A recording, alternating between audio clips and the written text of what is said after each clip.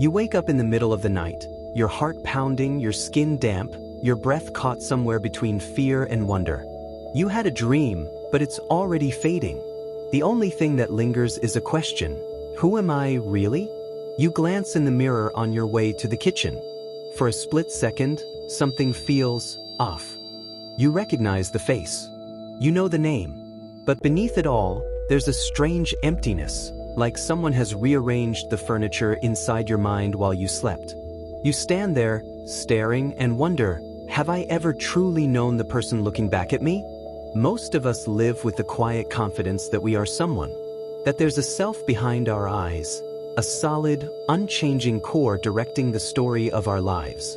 We use words like me and mine every day without thinking. We build identities, chase dreams, hold grudges, and fall in love, all while believing there's someone in control behind the scenes. But what if that's an illusion? What if the person you think you are, the one with preferences, memories, opinions, and dreams, is not a thing at all, but a clever construction? A story your brain tells itself to hold chaos at bay? The unsettling part is this.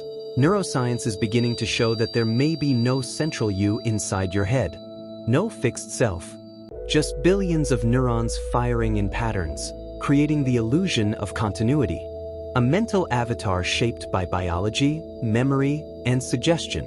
Like a character in a play who believes he's real because he doesn't know he's being written. So who, then, is watching your thoughts? Not the voice in your head. It comes and goes. Not the body. It changes every year. Not the emotions. They rise like weather. Then who? Who is it that feels the sting of regret at 2 a.m.? Who is it that dares to hope even after disappointment? Who is it that keeps loving even when it hurts? And if the self is not real, if it's only a convenient fiction, then who is asking these questions right now? There is a silence here, a strange pause. Because if this is true, everything changes. Not just how we see ourselves, but how we live, love, fear, and forgive. And this leads us into a deeper mystery, one hidden beneath every conversation, every decision, every breath you take. A mystery older than psychology, older than science. It's time to face the quiet truth your brain has been hiding from you all along. Shall we look closer?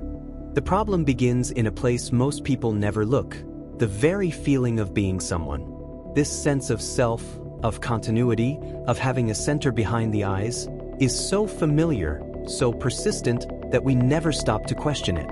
And yet, when you ask a neuroscientist to point to the part of the brain where the self lives, they come back empty-handed. There is no single self-center. No hidden room in the brain where you reside. Instead, what we find is a web, a decentralized network of regions, some responsible for memory, others for bodily awareness, attention, language, emotion. These parts work together like a symphony, but there is no conductor. No true self sitting at the center pulling the strings. And this is where the cracks begin to show. Philosopher David Hume once remarked that when he looked inward, all he found were fleeting impressions, thoughts, feelings, sensations, but never a self that experienced them. Just the experiences themselves. Like trying to find the wind by chasing the leaves it moves. More recently, Thomas Metzinger, a philosopher of mind and consciousness researcher, put it even more bluntly, no such thing as a self exists. What we experience as I is a model created by the brain. A simplified, user-friendly interface designed to keep us alive and functioning. Useful? Certainly. Real? Not in the way we think. This illusion serves a purpose. It holds our lives together, but it also traps us. The moment we begin to believe the model is the truth, we become slaves to it. We defend it, feed it, build walls around it. We become terrified of anything that threatens to change it, even if that change could set us free. Daniel Dennett described the self as the center of narrative gravity, a kind of fiction that holds the story together even if it doesn't really exist in any physical sense. The self is not an object, he says, but a story, a useful one, yes, but still a story. But what happens when the story takes over the storyteller? Imagine a puppet that starts believing it pulls its own strings. A shadow that thinks it's the one casting the light. That's the state most of us live in, completely identified with the story of me, never realizing that the story is being written moment by neurons, genes, childhood conditioning, and cultural scripts. And then there's Sartre, who believed that humans are condemned to be free. Not because we are bound by fate, but because we are not. Because without a fixed self to anchor us, we must constantly choose what we are. We must invent ourselves again and again. But how do you invent something you've been told already exists? The problem hides in plain sight. The more we cling to a fixed identity, the less free we become.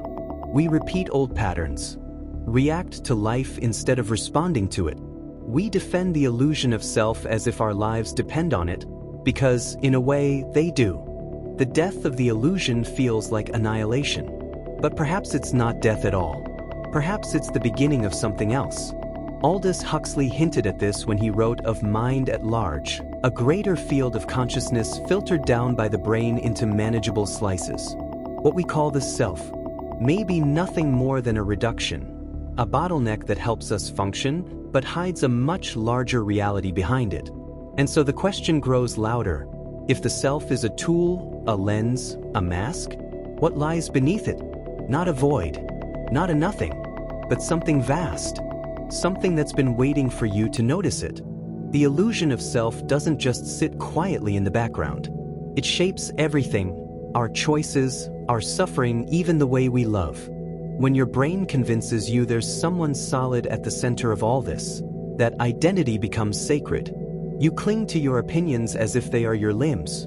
You take offense not because of what was said, but because it threatens the fragile structure holding your sense of self together. This illusion quietly drives conflict. Because if I am this belief, and you are your belief, then disagreement becomes war. Suddenly, there is no room for change. Only defense. Only walls. But the damage goes deeper than that.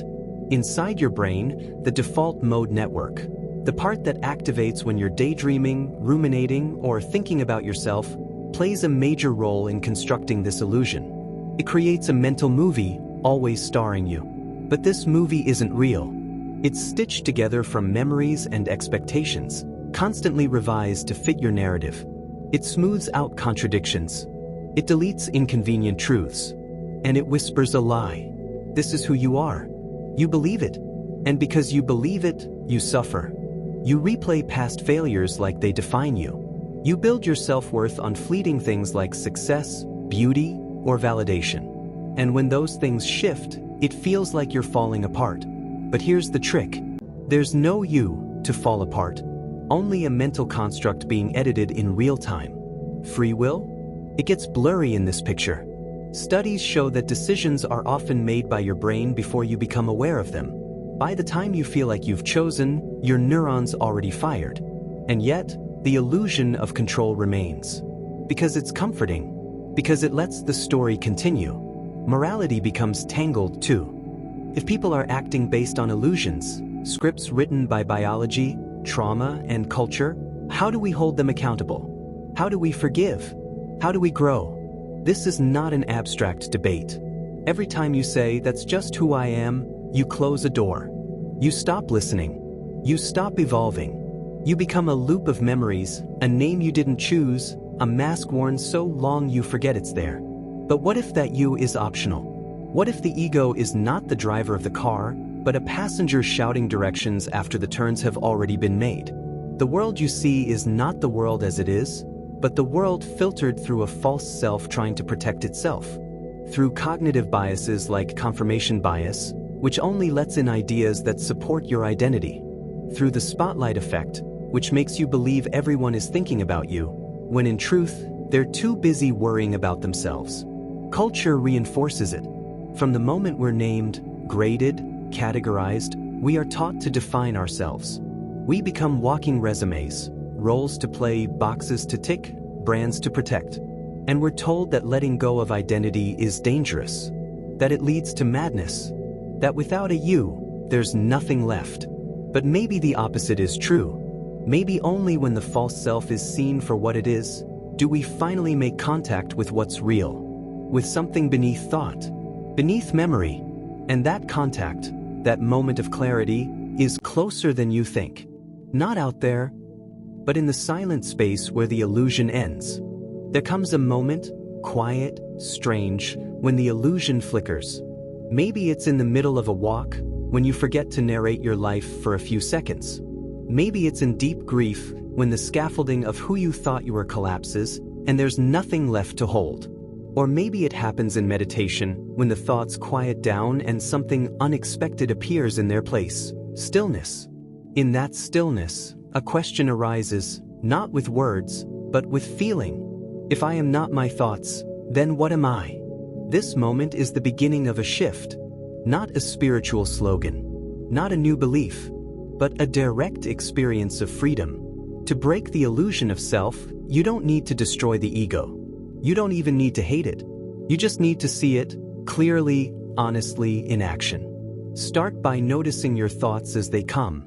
You'll see they arrive like waves, uninvited, unchosen. One moment you're calm. The next you're angry. 1 minute you're confident. The next you're drowning in doubt. Where did those feelings come from? Did you decide to feel them? Look again. They rise on their own. They fall on their own. And yet, something in you watches it all. That watcher isn't a thought. It isn't a role. It isn't a name. It just is. The ancient mystics spoke of this. The Buddhists called it no self, not to imply emptiness as despair, but as liberation. To see that the thing you've been defending all your life, the self, is just a passing storm. Some modern neuroscientists have started to catch up. They speak of meta-awareness, a layer of consciousness that sees without identifying. It doesn't cling to the narrative. It doesn't say, this thought is me. It just sees the thought, like a sky watching clouds. This isn't just theory. People across cultures have stumbled into this shift, accidentally or through intense practice. Ramana Maharshi sat in silence and asked, "Who am I?" until the question burned away the one who asked. Jill Bolt Taylor, a neuroscientist, had a stroke that shut down her left hemisphere, and with it her sense of separate self. What she discovered, in that silence, was not terror, but peace. They didn't gain anything new. They simply saw what had always been true. The self was never what they thought it was. This shift doesn't mean becoming passive. It doesn't mean erasing your personality or detaching from life. It means seeing that your identity is a tool, not your essence. You can use it, but you don't have to be used by it. You can let go of the story without losing the ability to live. You can move, speak, love, and create without the weight of a someone needing to steer it all. And when that burden lifts, something remarkable happens.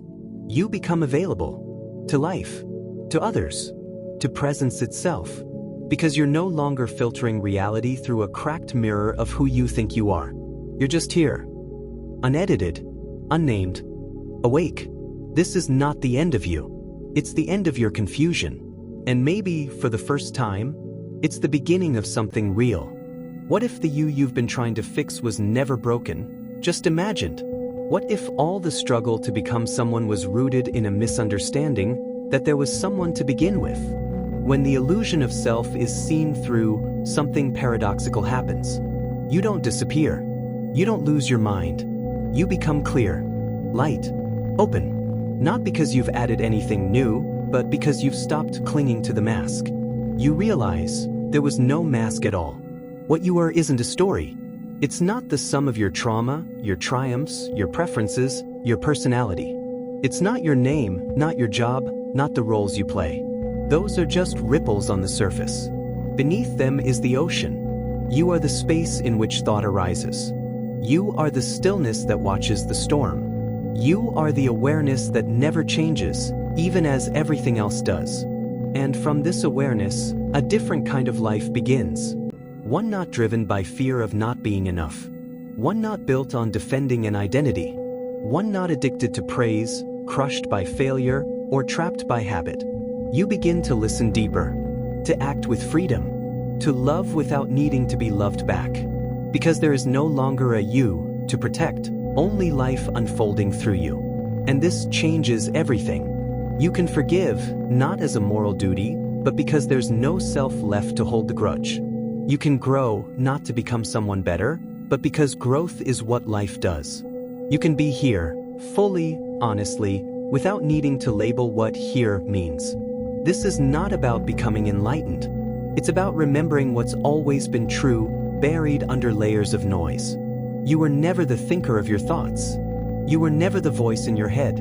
You were never the self you thought you had to become. You are the silence beneath it all.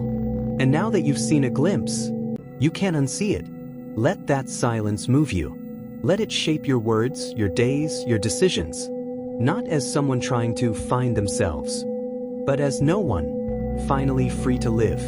If this made you pause, feel something, or see yourself differently, even for a moment, give it a like. And if you want to keep exploring the edges of the mind and the mysteries behind thought, perception, and being, subscribe. There's much more to uncover.